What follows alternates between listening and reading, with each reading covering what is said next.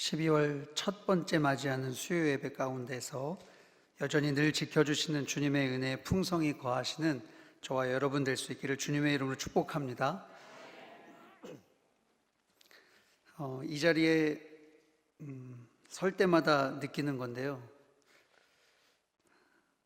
담임 목사님 참 대단하시다라는 생각을 해봅니다. 왜냐하면 목사님의 일정을 보면 우리 이제 목회행정실은 저나 우리 김수현 집사님은 목사님의 일거수일투족을 다 알고 있거든요. 여러분 그거 아세요? 일정표에 계정을 연동하면 목사님 핸드폰에서 일정을 딱 입력하는 순간 제 핸드폰과 우리 사무처 집사님, 행정실에 있는 우리 김수현 집사님 그 컴퓨터에 내장되어 있는 일정표에 같이 탁 올라옵니다. 그래서 오늘 목사님이 치과 가시는구나, 오늘 목사님이 누구와 모임이 있구나, 다 알게 되거든요. 그래서 이제 누군가가 목사님 어떠십니까? 라고 물을 때 먼저 그 일정표를 확인하고 목사님의 이제 행정 업무를 조율하는 일들을 하게 됩니다. 제가 목사님을 너무 사랑해서 일정표를 가지고 있는 건 아닙니다.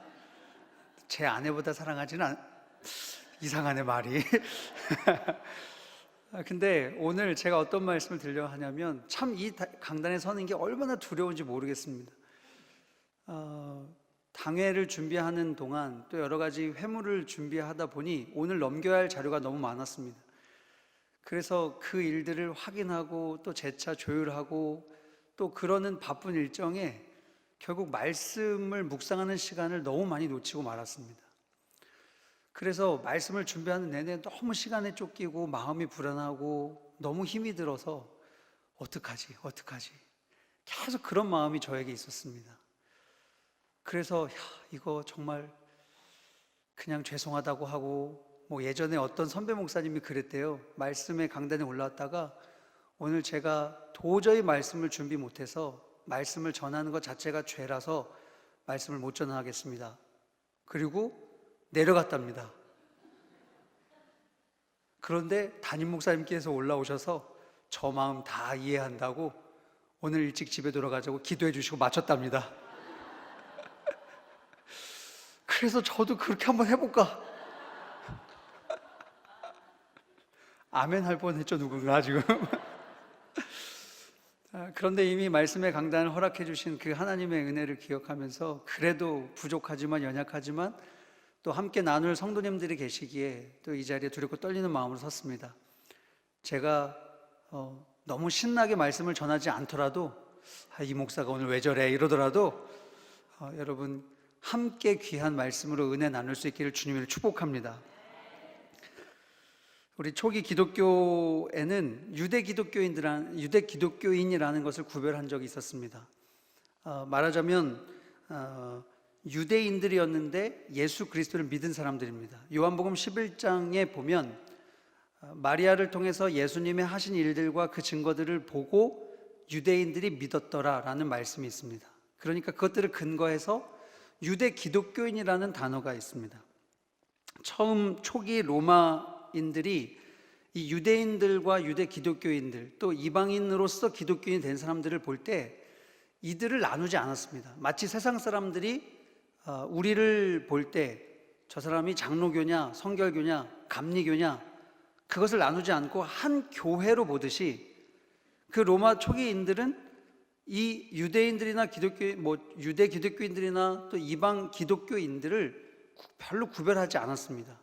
그런데 네로 황제 이후에 강력한 기독교 박해가 일어나면서 유대교가 싸잡히게 됐습니다. 야, 니네 똑같은 하나님을 믿고 있는 종교 아니야? 하나님을 신으로 믿고 있는 종교 아니야? 라고 그렇게 강력하게 그들을 싸잡으려고 할 때 아주 그냥 강력하게 부인했습니다. 유대인들이. 그래서 그때부터 유대교와 기독교가 나눠지기 시작합니다. 단 하나의 차이는 이것입니다. 예수 그리스도를 믿느냐 안 믿느냐입니다. 너 예수님 믿어? 라고 할 때 그냥 저는 하나님만 믿어요. 아니 예수 그리스도를 믿느냐? 그러니까 하나님을 믿는데요. 이래버리면 이 사람은 유대인이 되는 겁니다. 유대교가 되는 겁니다. 그런데 예수 그리스도를 구주로 믿는다라고 이야기하면 그들은 기독교가 되는 것입니다. 그 단 하나의 차이로 그들의 삶의 자리가 완전히 달라질 수도 있었습니다. 기독교 박해 시대에 예수 그리스도를 믿겠다라는 그 고백으로 인하여 그들의 삶의 신앙뿐만 아니라 신앙을 뛰어넘어 삶의 자리가 흔들릴 수 있었다는 겁니다. 죽느냐 사느냐의 문제가 달릴 수도 있었다는 겁니다. 박해가 시작되느냐 안 되느냐라는 것이 그들의 삶의 자리에 아주 현연한 차이가 있었습니다. 그러니까 유대 기독교인들에게 있어서 예수 그리스도를 믿고 교회의 일원으로 된 이 일로 인해서 점점 다가오는 핍박과 압박과 두려움으로 인하여 그들은 흔들릴 수밖에 없었습니다. 그냥 예전처럼 그냥 모세의 말씀을 가지고 하나님만 믿고 살면 안 될까? 그런 생각들이 그들에게 있었다는 겁니다. 그리고 예수 그리스도를 부인하면 어려움은 없을 텐데 그런 생각으로 그들이 흔들렸다는 겁니다. 히브리서가 그런 그들에게 지금 너희들이 고백하고 믿고 있는 예수 그리스도가 어떤 분이신지를 비교법을 사용해서 설명해 나가고 있습니다. 그래서 히브리서 1장부터 10장까지를 자세히 살펴보면 천사, 모세, 그리고 멜기세덱 반차를 따른 대제사장, 또 여호수아 같은 사람들, 그러니까 구약에서 굵직굵직하게 만나는 참 좋은 인물들을 드러내고 있습니다. 유대인들의 관점에서 그들이 정말로 뛰어나게 좋아하고 사랑하고 존경했던 인물들을 들어서 먼저 설명한 다음 그들보다 예수 그리스도가 어떻게 뛰어나신 분이신지를 비교법을 가지고 설명합니다. 그 다음 그 예수 그리스도를 분명히 믿어야 한다고 강조합니다. 그리고 그 예수 그리스도를 믿었던 믿음의 선진들이 누구였는지를 11장을 통해서 풀어냅니다. 그리고 나아가 12장은 믿음으로 산 선진들과 함께 하셨듯이 여전히 그분이 계시니 돌아서거나 낙심하거나 포기하거나 무너지지 말라고, 그분을 붙잡고 살라고 다시 한번 강조합니다. 이렇게 히브리서가 여전히 관심 갖는 것 한 가지가 있는데 그것이 낙심 혹은 두려움입니다. 그런데 우리는 이 일에 지금을 사는 우리도 우리의 신앙 가운데 이 낙심이라는 단어, 두려움이라는 단어가 얼마나 우리를 쉽게 무너지거나 멈추게 하는지 참 많은 것을 깨달을 때가 있습니다. 앙칼진 말투 들으시면 여러분 어떠세요? 가끔 우리 장로님들이 저에게 오셔서 하시는 말씀 가운데 목사님 그렇게 안 봤는데 나 목사님께 실망했대. 그러면 저는요, 아니 나 진짜 여태까지 정말 최선을 다해서 섬기고 잘했는데 또 내가 뭘 잘못했지? 무슨 말실수를 했지? 막 이렇게 여쭙는 거예요. 아니 장로님 제가 뭐 잘못했나요? 말씀해 주세요. 뭐 이런 말을 할 때가 있습니다. 제가 가장 쉽게 무너지는 사람이 누군지 아십니까? 다른 그 어떤 사람에게도 아무리 많은 이야기를 들어도요, 저 그렇게 쉽게 무너지는 사람이 아닙니다. 그런데 아내의 한마디, 이야 이거 사람 참 얼마나 사람이 쉽게 무너지는지 모릅니다. 굉장히 온화했던 이선진 목사가 굉장히 분개하고 화를 내고 짜증을 내고, 그러다 어느 순간 내가 어디까지 온 거야? 라는 생각을 하면 이미 늦어버렸습니다. 우리를 유혹하고 있는 수많은 일들이 어마어마한 게 아니라 아주 작은 것이지만 우리를 너무도 쉽게 낙심시키고 너무도 쉽게 우리를 낮추어지게 한답니다. 나 스스로에게 있어서 실패와 좌절을 맛볼 때 우리 젊은이들을 보면요, 목사님 제가 몇 번을 시도했는데도 안 돼요. 하나님이 저를 버리셨나 봐요. 너무도 쉽게 말합니다. 너무도 쉽게. 제 삶은 관심이 없는 것 같아요.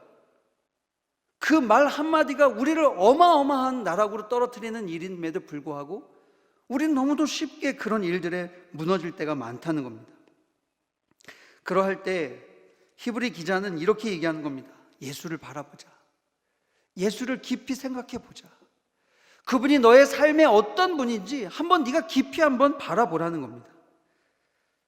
그렇게 살필 때에 어느새 우리의 삶의 어리석은 행동들이 다시금 수정되고 다시금 일어설 수 있다는 겁니다. 에서가 장자권의 그 귀한 가치를 잃어버리고 배고픔이라는 한낱 그 하나 때문에 그것을 잃어버리고 놓쳤었던 어리석은 행동들을 우리도 우리의 삶에서 너무도 쉽게 할 때가 많다는 겁니다. 그런데 그럴 때마다 다시 한번 돌아보라는 겁니다. 그러면서 삶의 가치가 너희들의 어디에 있는지를 한번 살펴보라는 겁니다. 그러면서 우리의 삶의 일상의 결단과 가치가 예수 그리스도와 함께 걷는 그 길이 얼마나 소중한지를 13장을 통해 펼쳐냅니다. 그것이 바로 우리를 믿음을 통해서 삶의 결단으로 초청하는 것입니다. 1절에서 4절까지 보면요, 그런 말씀이 있습니다. 한번 우리 13장 1절에서 4절까지 한번 보겠습니다. 쭉 한번 읽어보겠습니다. 13장 1절에서 4절 시작. 형제 사랑하기를 계속하고 손님 대접하기를 잊지 말라. 이로써 부지 중에 천사들을 대접한 이들이 있었느니라. 너희도 함께 갇힌 것 같이 갇힌 자를 생각하고 너희도 몸을 가졌은즉 학대받은 자를 생각하라. 모든 사람은 결혼을 귀히 여기고 침소를 더럽히지 않게 하라. 음행하는 자들과 간음하는 자들을 하나님이 심판하시리라.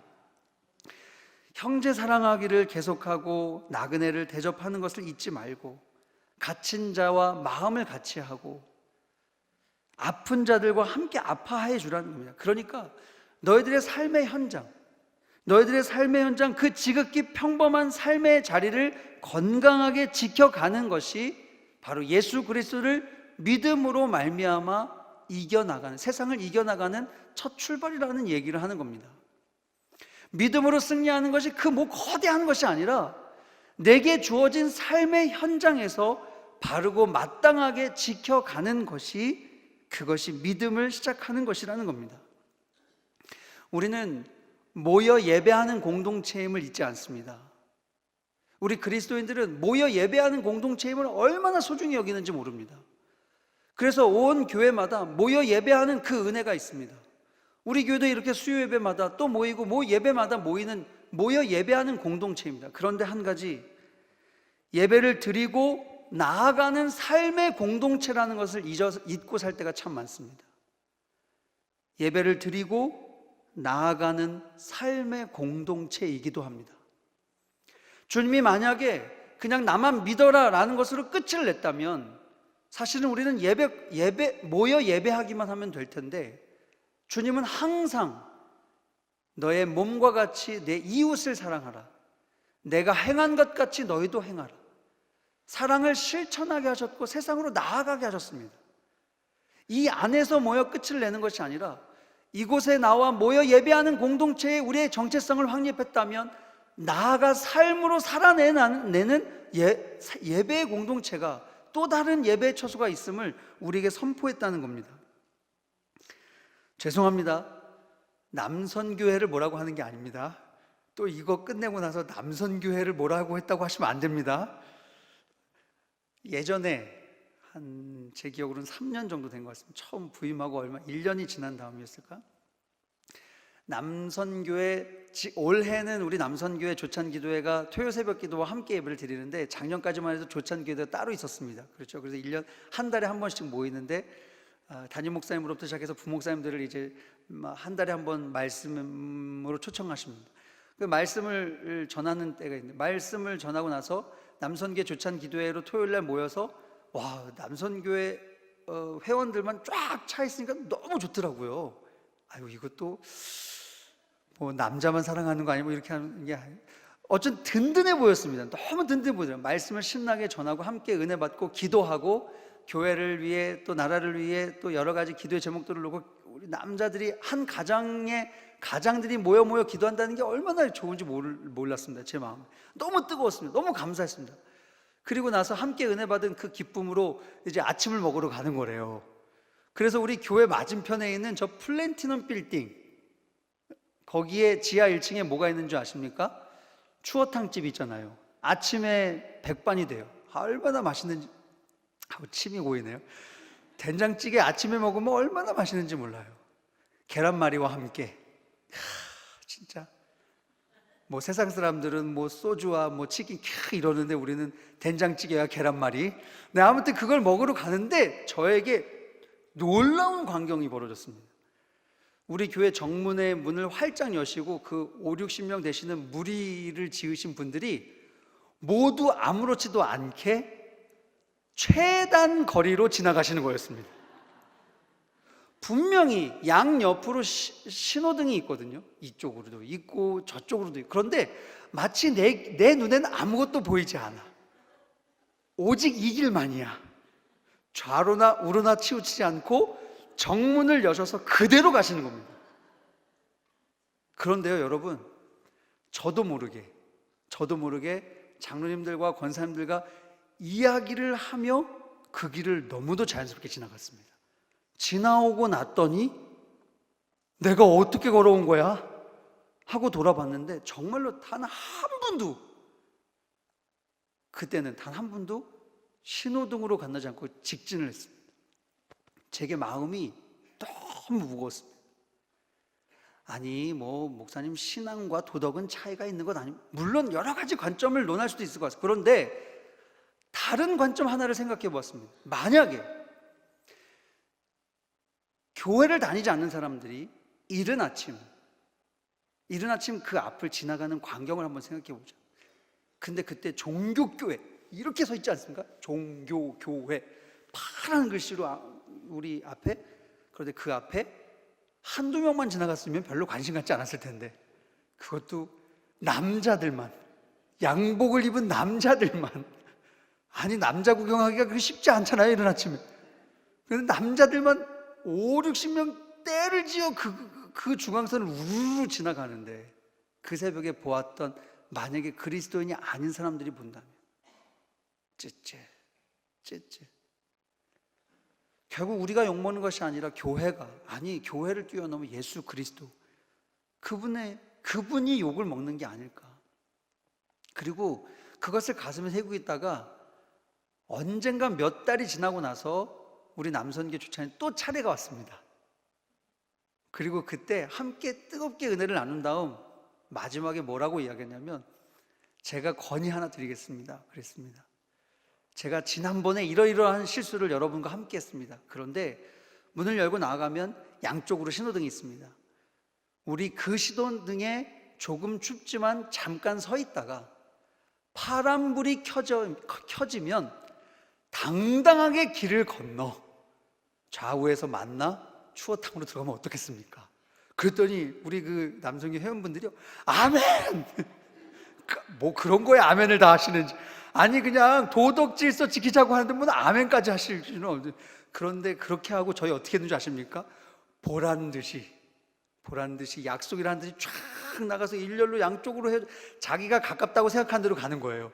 이쪽 길이 가깝다 생각하고 이쪽 길로 가시고, 이쪽 길이 가깝다 생각하고 이쪽으로 가셔서 기다렸다가 마치 저쪽 사람들이, 저쪽에 대기하고 있는 사람들이 지금 건너가나 안 건너가나 보다가 딱 파란불이 되면 우르르 가서 그곳에 밥을 먹는데요, 다들 무슨 어마어마한 일을, 과업을 성과한 사람들처럼 서로 막 웃으면서. 그런데 한 권사님이 저에게 뭐라고 하시냐면, 목사님, 내가 매달 이 길을 지나갔다. 그런데 깨닫지를 못했다. 그런데 맞는 것 같다. 우리가 작은 한 가지 일부터 내가 그리스도인으로서 부끄러운 삶을 살지 않는 삶의 실천의 자리를 만들어가는 것부터가 그리스도인이 되는 것 같다. 내가 이제부터 작은 것 하나하나라도 지켜보겠다. 내가 쉽게 껌 종이를 먹고 휙 버린 적이 많았는데 껌 종이를 버리지 않겠다, 그러시는 거예요. 담임 목사님께서 저희 요즘은 말씀 안 하시는데요, 저 막 처음에 왔을 때는 그런 말씀을 하셨어요. 우리 교회 차를 들어오시는 분들은 아시지만 정문 옆으로 일방통행길 있지 않습니까? 그런데 약 한 10m만 얼른 가면 우리 교회 주차장, 엘리베이터 주차장에 들어갈 수 있습니다. 저 또한 몇 번 그 일을 했습니다. 초기에. 그것만 또 기억하지 마세요. 그런데 어느 날 목사님께서 마치 저보고 하시는 것처럼 모든 목회자들은 그것 또한 역주행이다. 조금 시간이 걸릴지라도 반드시 돌아서 일방통행길로 들어와라. 와, 머리를 딱 맞는 듯 했습니다. 그리고 그때 이후로 맹세코, 단언코 단 한 번도 역주행하지 않았습니다. 담임 목사님께서 그럴 때마다 우리에게 하시는 말씀, 참 착하십니다. 그때부터 착한 이선진 목사로 살려고 했습니다. 우리 성도님들 중에 가끔 그렇게 들어오시는 분들 있어요? 혹시 지금 그 마음 가운데 제가 경험했듯이 머리를 딱 하고 맞은 듯한 하시면 이제부터 돌아오시기 바랍니다. 그것 또한 그런 것 같아요. 역주행이라는 걸 도로를 아시는 분들은 알거든요. 그런데 거기로 해서 종교교회 엘리베이터로 쑥 들어가는 순간, 이야, 이게 반드시. 에피소드 하나만 더 전하겠습니다. 희원이가 1학년 때면, 희원이는 제 딸입니다. 엄마가 공개 수업을 듣고 와서, 아우 여보 나 진짜 창피해서 이제 학교 못 가겠어 그래요 저한테. 왜? 그랬더니 희원이가 오늘 수업 시간에, 도덕 시간이었나 사회 시간, 수업 시간에 신호등에 대해서 이야기를 했답니다. 빨간불, 주황색불, 녹색불. 자, 주황색불은 어떻게 하라고 하는 것이지요? 그러면 주의하여 멈추라는 것이 정답입니다. 주의하여 멈추라, 이것이 정답입니다. 그런데 제가 그때 아이들을 데리고 어디를 갈 때, 그 전이었는데요, 아이들을 데리고 가는데 막 주황색 불이 켜져서 빨리 가야겠다고 휙 지나갔습니다. 그리고 희원이, 그 어린아이가, 아빠 주황색인데 멈춰야지 왜 가? 이렇게 할 때, 아니야 희원아, 주황색은 빨리 가라고 있는 거야. 죄송합니다. 그땐 그랬습니다. 그리고 지나갔는데 아이가 번쩍 손을 들고 그러더랍니다. 빨리 가라고. 그 다음부터 얘기하지 않겠다. 그래서 아내가 아무튼 더 이상 못 가겠다고. 지금도 가끔 건넙니다. 근데 아이들을 태우고는 건너지 않습니다. 그런데 애써 멈추려고 합니다. 그런데 그 기준이 있습니다. 그 기준이 저에겐 좀 다릅니다. 벌금을 내는 것 때문에, 아니면 카메라에 찍히는 것 때문이 아니라, 내가 예수 그리스도를 믿고 있는 그리스도인이라는 정체성을 다시금 살려내기 위해 세상의 법을 먼저 지키려고 합니다. 모여 예배하는 가치를 붙잡은 그리스도인들은 삶의 자리로 이어가는 가치를 쉽게 내려놓아서는 안 된다 생각합니다. 그것들을 너무도 쉽게 잊어버릴 때 지극히 당연한 삶의 자리에서 지켜가야 할 것들을 그리스도인들도 잃어버리고 삽니다. 쉽게 남들이 다 속이며 산다고 거짓말하며 살고, 쉽게 남들이 사람들을 욕하며 산다고 우리도 흉을 보며 살고, 쉽게 우리가 모이는 공동체 안에서도 남을 비아냥거리고, 내게 쉽게 말했던 사람에게 상처받아느라고 분낼 때가 너무도 많다는 겁니다. 그런데 예배하는 이 공동체는 예수 그리스도로 인하여 삶의 가치를 조금씩 바꿔가는 것이라 생각합니다. 히브리서는 그것을 이야기합니다. 믿음의 최종의 자리가 어디냐? 바로 지극히 당연한 너희들의 삶의 자리다. 13절을 읽어보겠습니다. 13장 13절입니다. 시작. 그런즉 우리도 그의 치욕을 짊어지고 영문 밖으로 그에게 나아가자. 여러분, 영문 안으로 그에게, 그 성수로 들어오자가 아닙니다. 그에게 나아가자고 표현하는데 영문 밖입니다. 영문 안은 안주하고 편안하고 그저 피곤치 않은 곳입니다. 그런데 영문 밖은, 성 밖은 버려진 곳, 싸워 이겨서 나가야 하는 곳, 지켜가야 하는 곳, 도움의 손길이 필요한 곳입니다. 그런데 우리는 우리의 삶을 향해 안에서 들어와, 그 성소로 들어와 예배하고 삶의 자리로 나아갈 때 너무도 쉽게 이 일을 잃어버리고 삽니다. 유진 피터슨의 말에 빌리자면, 부엌과 일터와 길거리에서 이루어지는 예배입니다. 바로 여러분의 삶의 자리가 바로 예배입니다. 그래서 예배로 모이는 공동체로 멈추지 아니하고 그 예배로 나아가는 공동체가 될 때에 예수 그리스도의 증언의 기쁨의 제사가 될 줄 믿습니다. 왜 우리가 예배로 나올 때 조용합니까? 여러분, 저 문을 들어올 때 왜 우리가 조용하자고 권면합니까? 사실은 예배는 조용하는 것이 아니라 침묵해야 하는 곳입니다. 이 예배실은 조용은 그냥 조용하게 말할 수도 있습니다. 이렇게 말하는 것을 여러분 이렇게 말할 수도 있습니다. 이것은 조용입니다. 그런데 침묵은 말하지 않는 것입니다. 사실 예배는 침묵하며 들어오는 것입니다.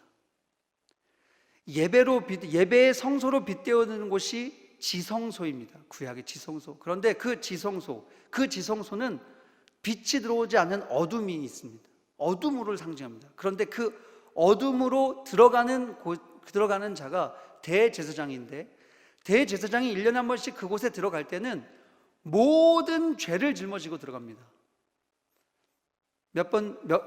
그런 이야기를 들어보셨을 겁니다. 대제사장이 1년에 한 번씩 들어갈 때 허리에 띠를 묶고 방울을 차고 들어간, 그래서 혹 그곳에서 대제사장이 죽으면 더 이상 방울이 소리가 나지 않으면 끌어내기 위해 그렇게 들어갔다라는 이야기를 할 때가 있습니다. 그런데 그것을 뛰어넘어 대제사장이 끈을 묶고 방울을 달고 들어갈 때 내가 하나님께 묶임받은 인생을 살겠습니다라고 다짐하러 가는 겁니다.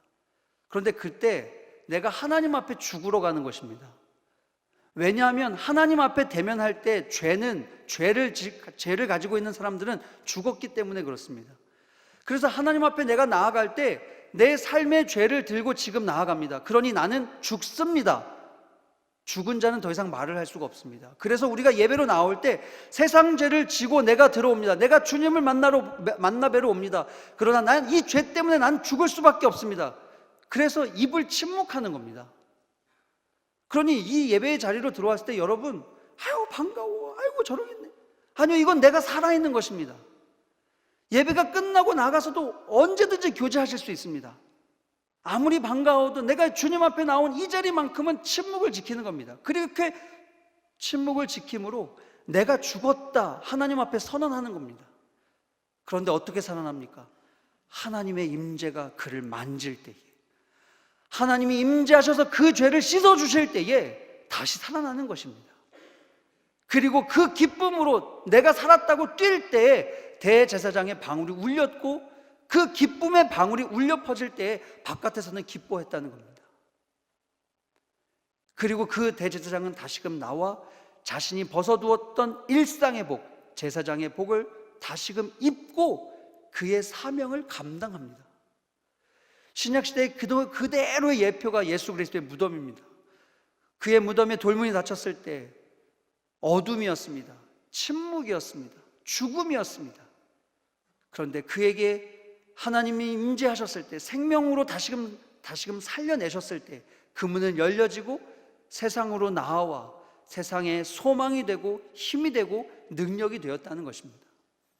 우리가 예배를 자리에 나와 기억해야 할 것이 있습니다. 그저 단순히 이 예배를 드리고 나가는 것이 아니라 이 예배를 통해서 우리가 나는 죽고 내 입술과 내 생각과 내 세상의 것들을 다 주님 앞에 내려놓아 나는 죽고 그 죄로 인하여 죽을 수밖에 없었음을 분명히 선언하고, 그 침묵 가운데 울려 퍼지시는 주님의 말씀과 찬양과 은혜를 통해 다시 한번 살아나 그 삶의 능력으로 세상을 향해 나아가는 것이 바로 예배 공동체인 줄 믿습니다.